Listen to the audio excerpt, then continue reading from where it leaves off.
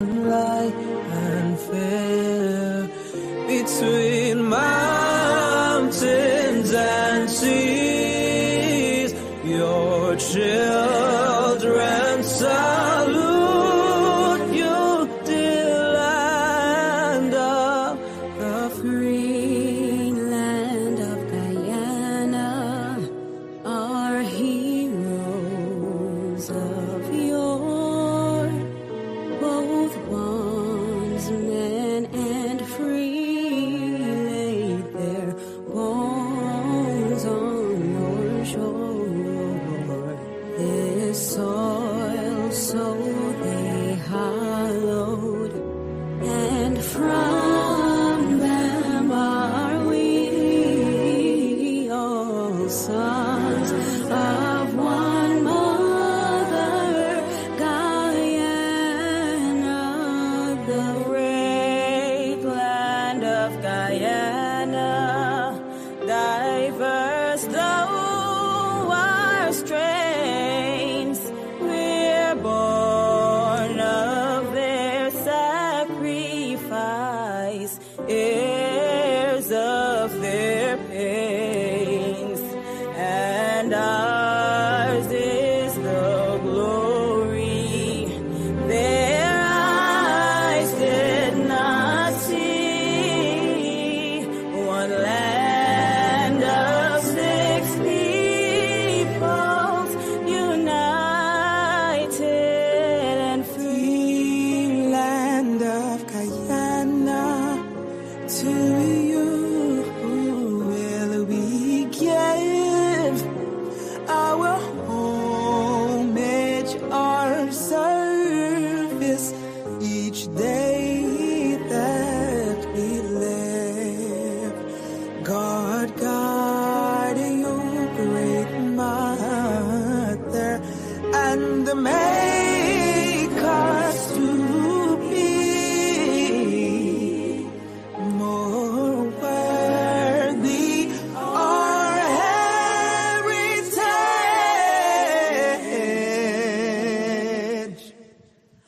Land of the free.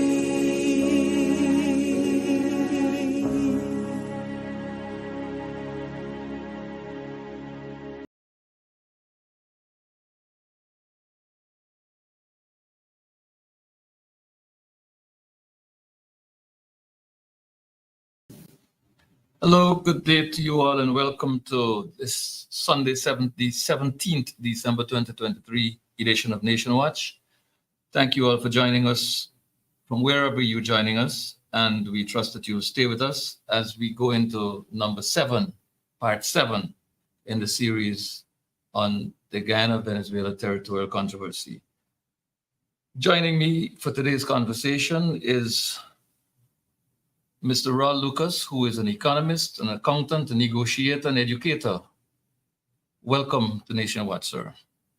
Thank you very much, Mervyn. It's my pleasure to be here and share my own perspective on this matter with the people of this country. Mr. Lucas is not a politician. Mr. Lucas is here in his professional capacity to help us understand the outcome of the recently held meeting, December 14th, in St. Vincent at the Argyle Airport. Mr. Lucas, I really do appreciate your taking time off to join us on Nation Watch so we can discuss this very, very, very important issue. Many see the Declaration of Argyle as an instrument that lends to maintenance of the region as a zone of peace. Many see the Declaration of Argyle as an instrument that would effectively lead to de-escalation of tensions between Guyana and Venezuela. And in that regard, many hail the outcome of this very important meeting between Presidents Ali of Guyana and Maduro of Venezuela as a success.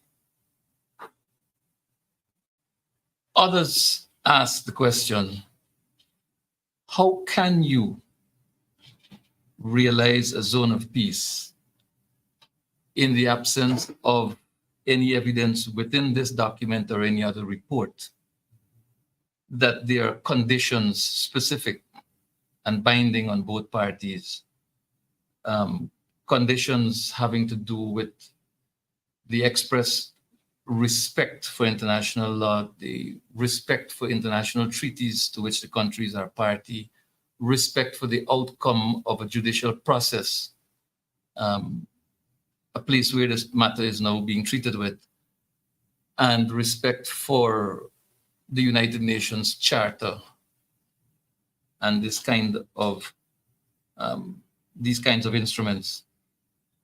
So my question to you, Mr. Lucas, is how do you see this outcome not being founded on any of these conditions, and given the fact that Venezuela is known for breaching agreements, they disregard the 1899 Arbitral Tribunal, they broke the agreement, Protocol of Port of Spain, they have stepped away from the International Court of Justice, which is a product of the Geneva Agreement.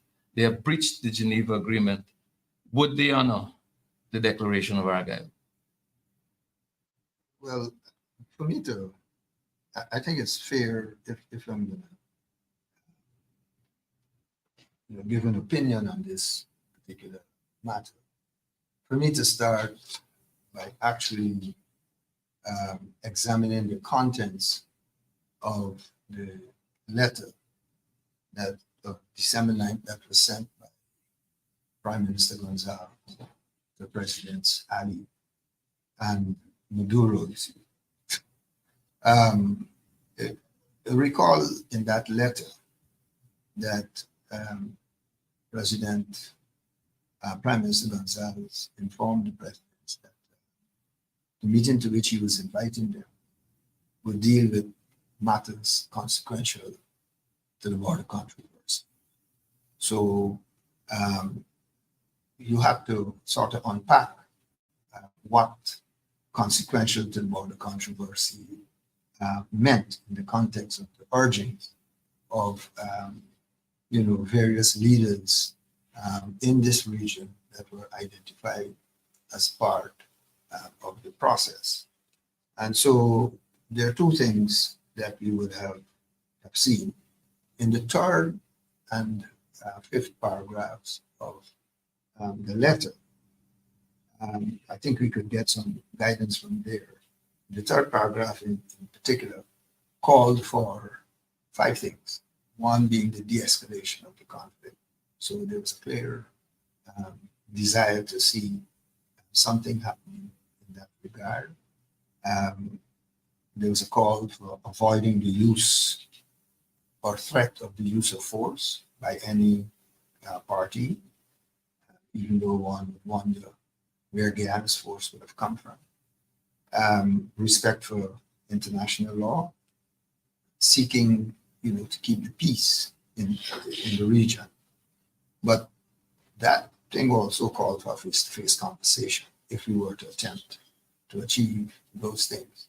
So in that context, I think one could say that there was some sincerity on the part of those who called for the meeting and those who agreed to try and achieve those objectives. And to a large extent, if you look at the joint declaration, one can safely say that at least that aspect of Prime Minister Gonzalez's letter might have been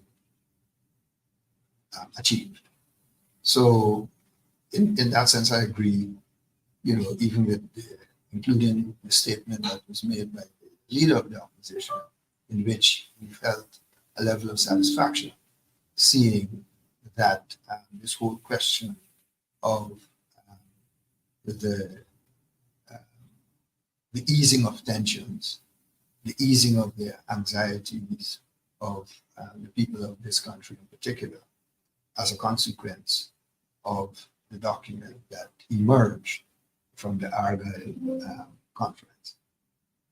The other good thing about that is, as we know, dialogue, is something that permits for the sharing of thoughts, and it increases the opportunity for interlocutors to understand each other a bit better. So even though there would be still tensions between Guyana and Venezuela, I think the mere fact that the two leaders were able to press the flesh at a critical time, and in the presence of several others, it, in a way, I think, would bring some ease and comfort to both parties. So from that perspective, one could, agree that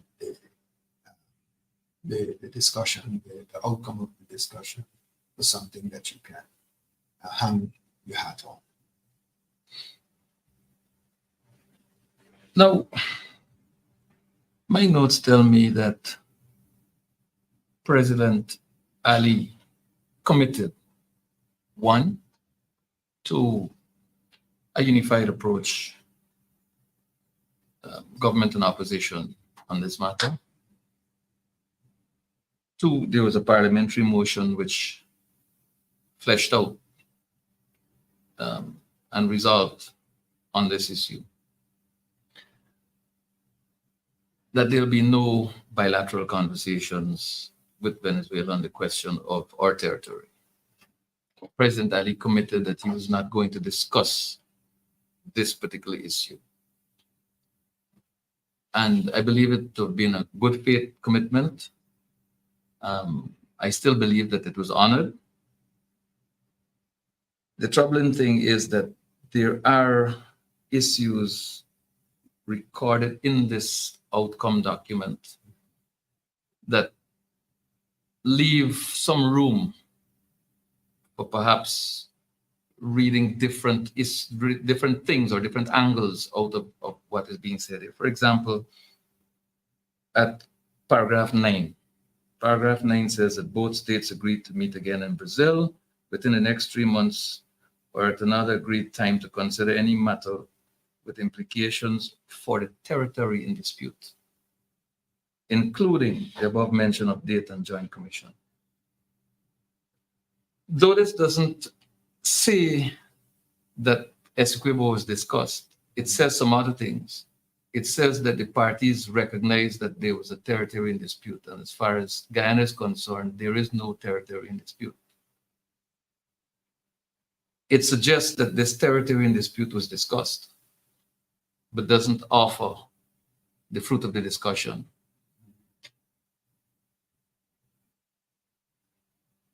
Is this a question of maybe a blindsided agreement, or is it perhaps the product of negotiations that on the Guyana side could have been stronger than is evident by 9? Well, I think, your question itself points to what I understand or perceive to be the challenge that our delegation might have had at the Argyle meeting. And it relates to what I consider to be the failure to link or to recognize that the paragraphs in any diplomatic document tend to be related. And so the fact that you went down to paragraph 9 to identify a reference to a territorial dispute points to the fact that we may have missed what the previous paragraphs did to us, and where Venezuela might have recognized that it actually was able to pull the wool over our eyes and sneak in paragraph 9, this reference to territory in dispute, shows that perhaps we were asleep at the wheel. And let me say this. Now, you may recall that in the fifth paragraph of the letter to the two presidents from Prime Minister Gonzalez, while he identified the respective positions of both Guyana and Venezuela with respect to the border controversy, I think you could almost see, the biblical story of Adam and Eve in that paragraph, in which, you see, while both countries were forbidden to pick the fruit of the border controversy in the Argyle meeting, you can see the fruit being offered for consumption in the words that you can find in that letter. There is much for each of you to raise and or discuss on matters consequential to the border. So even though our two parliaments told us that, and even though Prime Minister Gonzalez was aware of that, he still dangled the opportunity for the two parties to discuss matters consequential to the border controversy. Personal interests? I am not sure what might be motivating him, but there is evidence out there that might suggest he had something to gain from encouraging a conversation along those lines. But I think that paragraph from in that letter is indicative of the risks that one can encounter when dealing with diplomatic negotiations. And I believe Guyana was led into temptation, and it succumbed to that temptation. Because remember, before President Ali left here for the summit, he kept saying that the border controversy will not be discussed. Even on one occasion, his words were, the ICJ will determine finally the controversy in the Guyana-Venezuela borders. He continued by saying, and I'm quoting, we are uncompromising on this and the respect for international law. So based on what he kept saying before he left here, we understood that no reference or discussion about the matter before the ICJ would take place. But we were actually lulled into it in paragraph 2. And we didn't seem to recognize it, because paragraph 2 made reference to any controversies between the two states, should be settled in accordance with international law, including a reference here to the Geneva Convention. I'm going to come to paragraph 9. I want to ask you to pause there for a second on paragraph 2. I hope I'm not complicating matters here. Mhm. But you spoke to the issue of the Geneva, you spoke to the issue of the ICJ and Guyana's commitment not to discuss it. Venezuela has denied that the ICJ has jurisdiction to hear and determine this matter. And I said clearly it does not recognize the International Court of Justice in this matter. What is interesting is that those two strong positions taken by the two countries, they are opposed to each other, and they find themselves in the document as having been noted. But there is no indication here that the specific issues will somehow find their way into some kind of discussion. And it treats Guyana's position as an assertion. How do you relate this note in paragraph 4?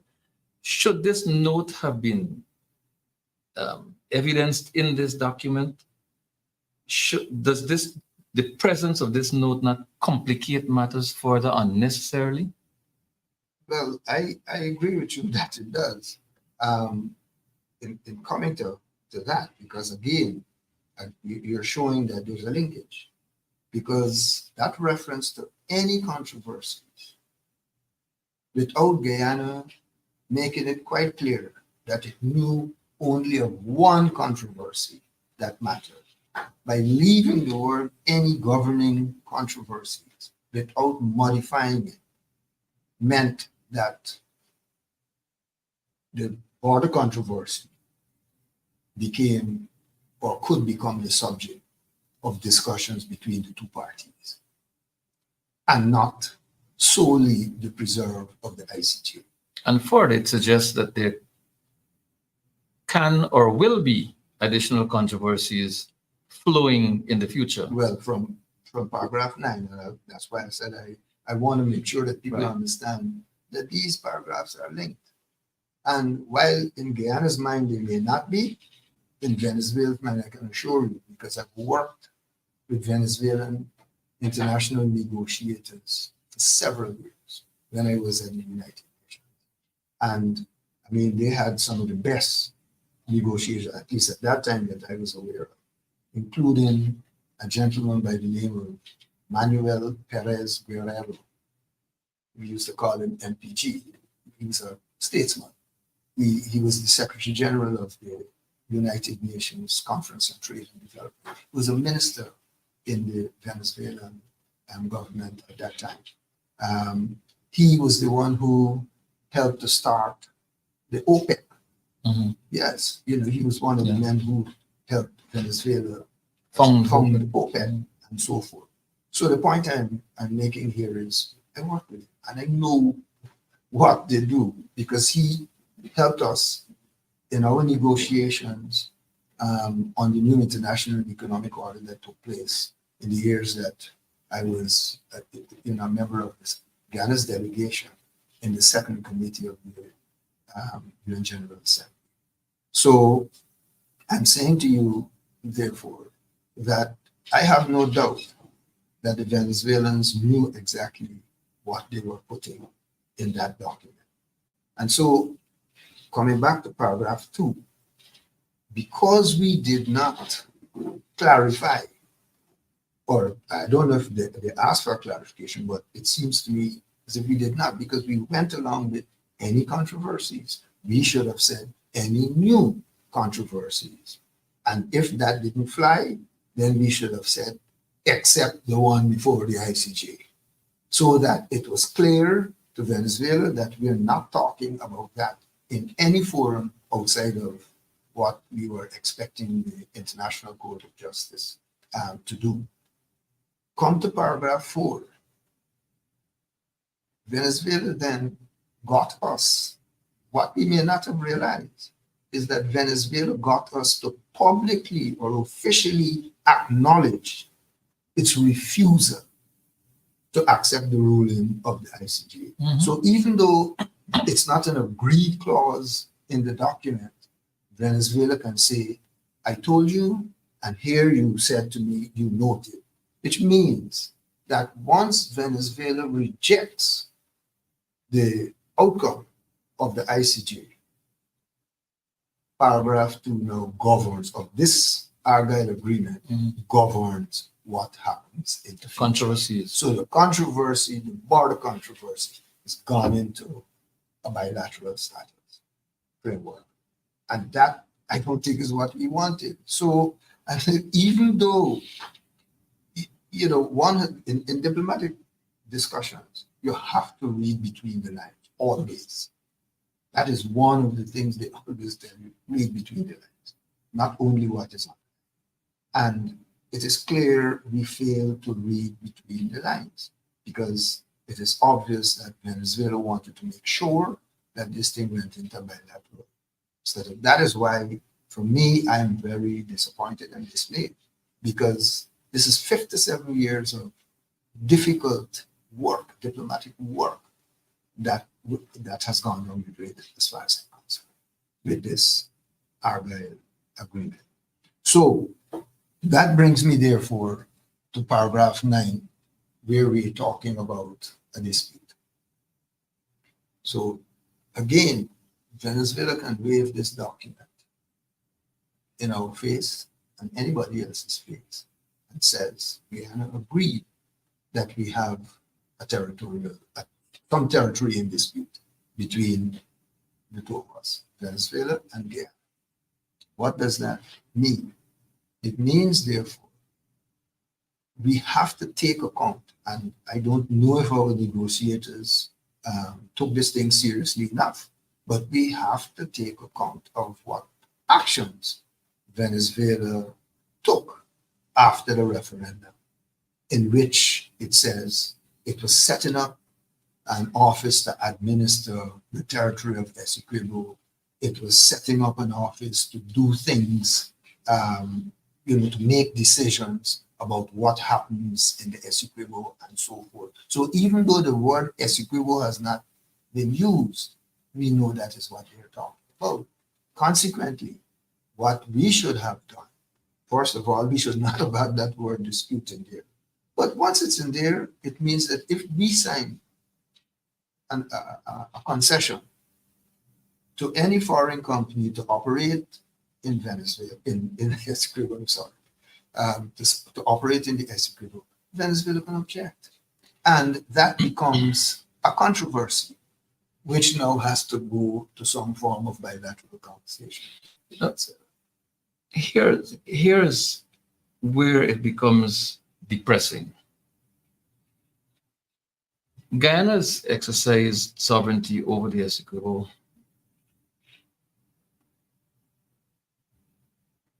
for what? Over 100 years.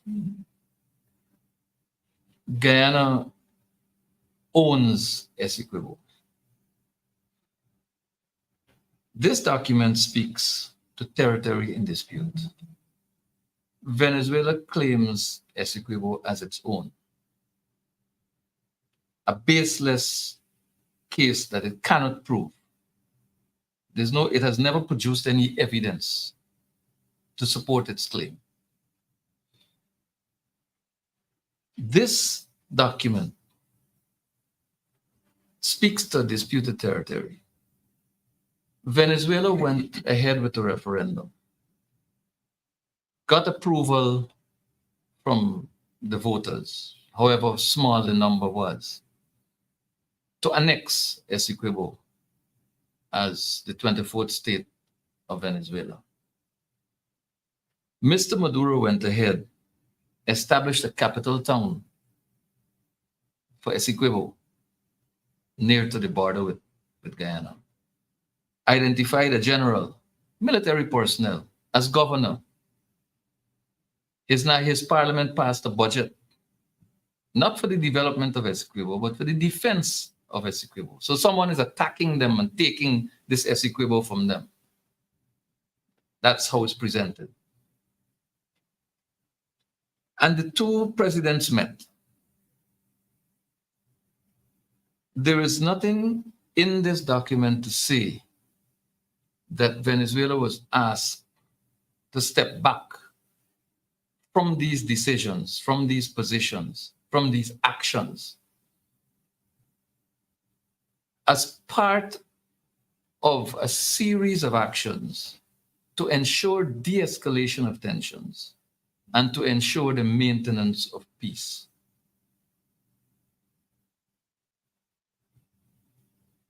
You mentioned a possible controversy in terms of investment.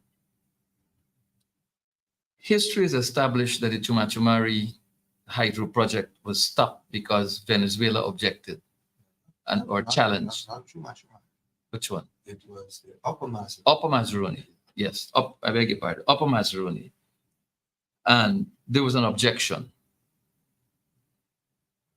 And while the objection itself may not have been the cause of the deferral of approval, certainly the discomfort, the possible discomfort would have had something to do with the project not coming to life. Are we going back to that place where the same thing that happened with the Upper Mazaruni project can now happen with almost any project in Essequibo? Based upon the way the current reading of things, I mean, this document, this Argyle document, joint declaration, does not reference the internal affairs of Venezuela, because Venezuela can do whatever it wants, internally. But we have to be cognizant of the fact that the actions that Venezuela took following the referendum were directed at our Essequibo. And therefore, we needed to be very, very careful in this document not to open any possible opportunity for Venezuela to, insert itself in the management and administration of the Essequibo. But that reference to dispute, we could say what we want. We think of it as controversy. But right now, we have agreed to the word dispute being inserted in here. And while some people might argue, the International Court of Justice uses the word dispute, that is not relevant to us. That, for them, is the way they can handle a matter at the legal level. But for us, the issue is the nullity of the 1899 arbitral award which Venezuela was claimed. Its insertion of the word dispute here is saying that we agree that the territory has a problem. In other words, we have sort of walked back our own sovereignty over the Essequibo. By accepting that paragraph 1, they'll try to get in paragraph 2. If they can't get it in paragraph 2, they'll try to get it in paragraph 3. Somewhere in that document, they're going to try to get in what they want. And it is quite clear Venezuela got us in 2 places. In fact, 3 places. Paragraph 2, where it's any controversy. In paragraph 4, where it got us to officially acknowledge its position. And in paragraph 9, where it got us to agree we have a dispute. So we've reopened this whole thing. And, we have left ourselves exposed. I mean, remember, when the Dutch came and they brought people from Africa and enslaved them here in Guyana, the first place they settled them was in the Cameroon. You don't have any Venezuelans or Spaniards around here. So quite clearly, I mean, that alone should always stay in your head, that the Essequibo, significant parts of the Essequibo was under the control of, those colonizers of Guyana, at that time. And we should, that is something that's supposed to stay with us. Anytime you go out to talk about Guyana and you're beginning to talk about the controversy, these are things that must begin to emerge in your mind so that you're always looking out for any risk that could be associated with any language that would be used in any diplomatic document. You said something that jumped out at me. We have reopened this whole situation. We have reopened. We have struggled with this territorial situation even before independence. As a nation, we have managed it responsibly. We have been on top of the situation of foreign policy. Our foreign service officers have been on top of this. Our capital has been speaking to other capitals across the world, to other organizations of states across the world, CARICOM, OAS, non-aligned. A lot of work has gone into this, and you said something else that jumped out at me. We have walked away from 50 odd years of diplomatic effort. When this matter was referred to the International Court of Justice, I think all Guyanese felt that this was the right way to go. This was going down the road of resolution.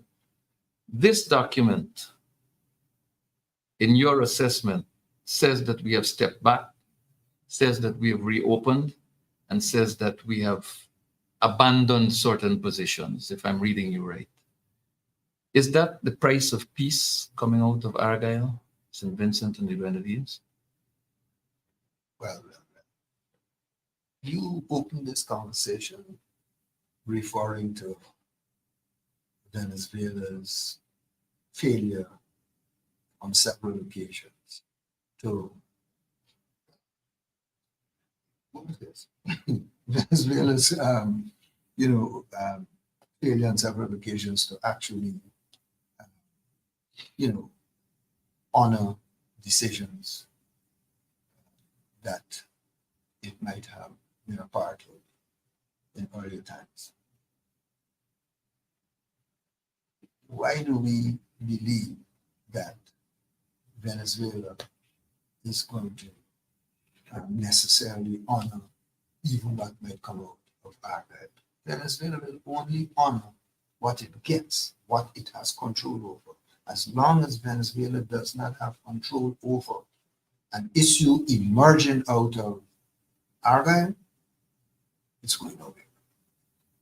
It knew, Venezuela realized that the ICJ, the International Court of Justice, could bring this thing to finality, and it may not be the beneficiary of the decision, whatever decision might come out of the ICJ, and that's the reason why it decided upfront to say it's rejecting the ICJ. Venezuela doesn't want this matter to be resolved because it knows that it has greater power than Guyana. And as long as it could keep Guyana in check, then it's happy. Remember, so 60 years now, Venezuela has been telling its own residents that the Essequibo belongs to them. And there's no way a court ruling that is definitive and final and binding on the two parties would allow Venezuela to, and that was not favorable to Venezuela, would allow it to go back to its citizens and say, we were wrong for 60 years. There's no way. So Venezuela does not want this matter to be resolved. It will lose a political drum to appeal to the citizens. And remember, this is not just Maduro here. The opposition in Venezuela is more hawkish on the Essequibo than Maduro, or they might be now equally hawkish, given the way Maduro is operating. But the entire Venezuelan population and political structure believe that the Essequibo is theirs because that's what they have told. Well, I read a report that one of the opposition presidential contenders in Venezuela has made it clear that were he to be elected president next year, he will move all Guyanese out of Essequibo, but that's a whole different story. Following December 14th, Argyle, St. Vincent, and the Grenadines, Mr. Maduro returned home to Venezuela, gathered his generals, and said to them that this issue of Essequibo, and he reiterated to them that Essequibo belonged to Venezuela. That's his thing. That this issue of Venezuela's alleged ownership of Essequibo or baseless claim to Essequibo would be settled by regional bodies. He named CELAC, which is chaired by Ralph Gonzalez, and CARICOM, whose chair I think is Mr. Skerritt at this time, as the two bodies that will resolve this issue. And he made the point to them that no hand of any international organization outside of that or any other country will be allowed to intervene. What do you read from such a position, such a statement? Well, we acknowledge that position when we noted Venezuela's reluctance and refusal to respect any decision coming out of the ICJ. And so in, agreeing that talks will continue under the auspices of CELAC and CARICOM, any other group within the region, is consistent with what we seem to have agreed to in the Argyle document, in the joint declaration. So it's not, it's I don't think people realize how much we have, complicated or made, or I should say, render impotent any decision that might emerge from the ICJ's deliberations on this matter. It's a serious challenge. It's a serious challenge. That's what they're telling us. That's what they have forced us into. But I mentioned the name Ralph Gonsalves not without careful consideration, because paragraph 8 says that Ralph Gonsalves, even after he ceases to be pro tem chairman of CELAC, will continue in this role. What is so special about Ralph Gonsalves as it relates to this role? We have discussed on this program last Sunday, don't know if you had the opportunity to look at it, Ralph Gonsalves' address to the UN General Assembly, where he carried the Venezuelan flag in his presentation, where he, as Ambassador Austin described it, carried water for Maduro in that presentation, decrying the imperialists, as he called them, referring to the proverbial golden eagle and the hand of interference and the unlawful trade blockade against Venezuela and all these different things. And then he benefited from tremendous, not he, but his country benefited from debt write-offs from the Republic of Venezuela.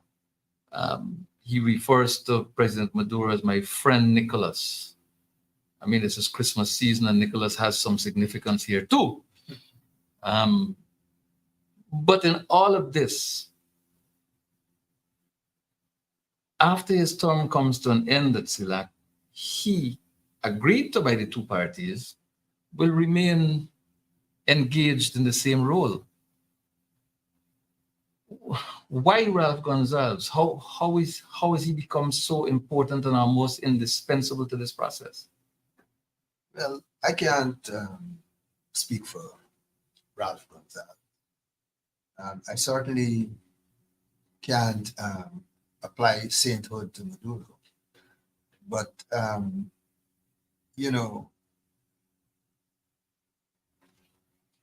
I guess we needed a mechanism. And since the two mechanisms happen to be in our region, and Ralph Gonsalves is part of one of them right now, I guess he might have been able to use his influence as the current pro tempore chairman to actually persuade the incoming chairman, since it's a Caribbean CARICOM country that is part of this process, for him to continue being involved in this. I don't know what special contribution he would be able to make to resolving this issue, but that's where we are right now. I think we all need to recognize that we are faced with a challenge. And, I think we have to, sad to say, but we all have to rally around finding a way to help this government ensure that this country does not become the victim of any manipulation or machinations of any leader within this region or even outside of the region. Mr. Lucas, have to. we're running swiftly all the time. Maduro has said very clearly that investors in the Essequibo region, and I imagine that extends to our maritime economic zone as well. He says that he has given them 3 months to vacate, pick up and pack up and move out. And this document speaks to controversies, which suggests that if these people don't agree with him and they continue to embrace the sovereignty of Guyana over these territories and the binding nature of their legal contracts with Guyana, and they remain and continue as I know they would, we'll be talking about a controversy emerging in Maduro's head based on this document. And this document also says how it should be treated with. What does the economic prospects, what do the economic prospects in Guyana's territory, the county of Essequibo particularly, how does it look in view of the outcome of this meeting and the positions expressed by Maduro? Well, I think time will tell. As you said, he has given companies 3 months in which to declare their intentions. We don't know what they will do, but what we do know is if the Essequibo falls into the category now of disputed territory to be addressed outside of the process that we have sought to have it addressed, which is the ICTA, then, we run the risk of losing the ability to earn as much as 75% of our GDP, because about 75% of it comes from the Essequibo as a consequence of our gold, as a consequence of our forestry operations, and now as a consequence of the maritime business with respect to oil and gas. So, because half-year report, 2023 half-year report said that the oil industry was contributing about 68% of our GDP. Gold and forestry were contributing another, 7-8% along those lines.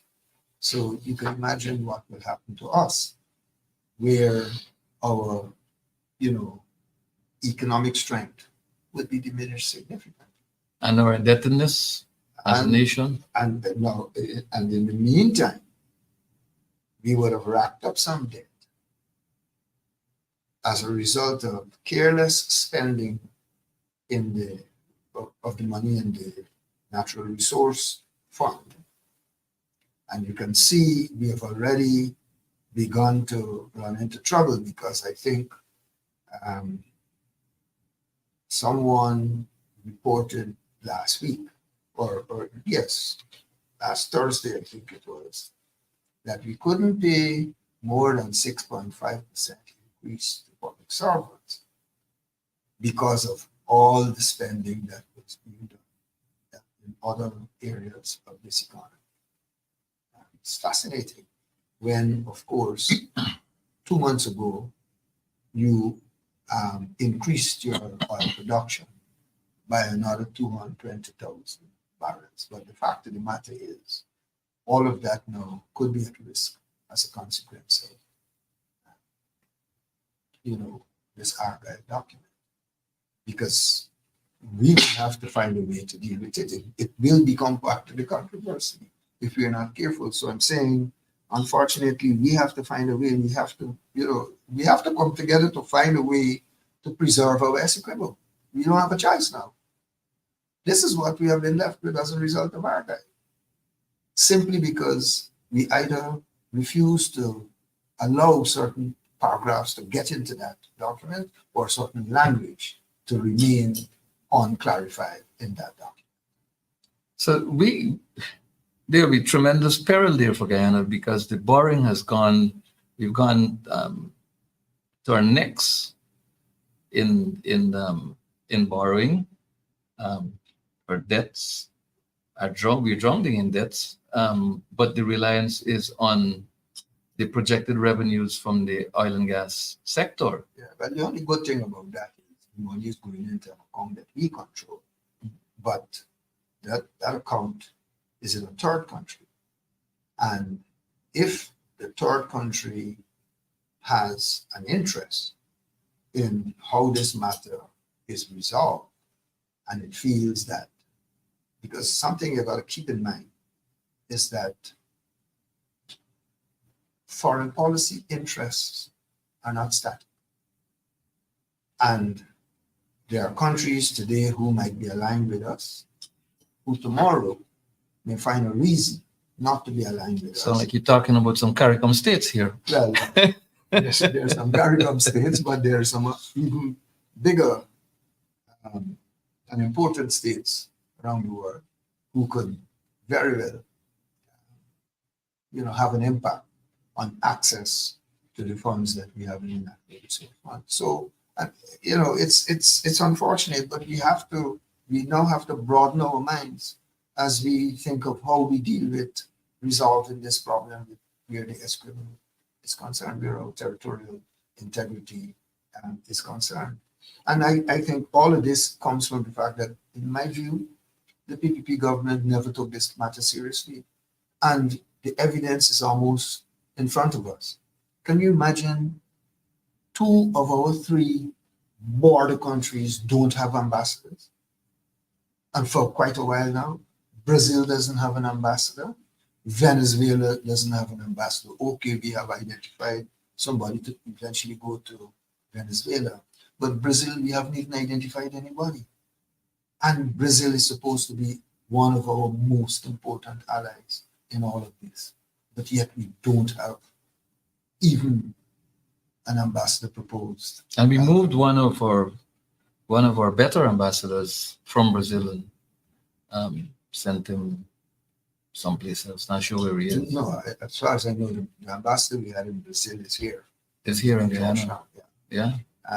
The one we had in Suriname Is in Canada. who was there a very long time, is now in Canada. But we have replaced him. But we now have 2 empty seats in the 2 critical areas. We will continue to discuss this issue. We are, for now, for today's program, out of time. I'd like to thank you very much, Mr. Lucas, for once again agreeing to participate in this program, Nation Watch. We are on Watch for the Nation. Yeah. And for bringing your perspective to the issue. Ladies and gentlemen, my name is Mervyn Williams. I'm your host. I thank you once again for joining us. I thank you for staying the course of the program with us. And as we move closer to Christmas, we're not so certain that we'll be with you next Sunday. But if you don't see us next Sunday, please accept our very best wishes for a Merry Christmas. I know how difficult it would be, particularly for public servants, to enjoy Christmas in the really traditional sense, having regard for the fact that you have received the meager 6.5 and giving you more, 6.5% increase on your salaries and wages, representing way below 1% of your eventually final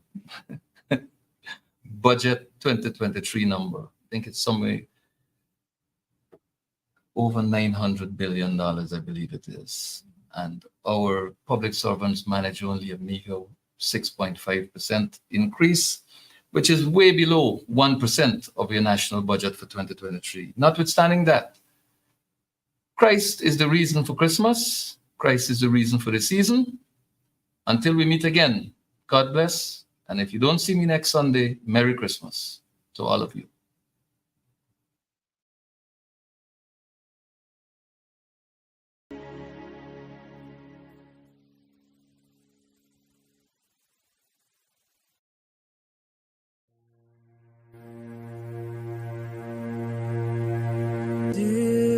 Land of Guyana, of rivers and plains, made rich by the sunshine and lush by the rains. Say a gem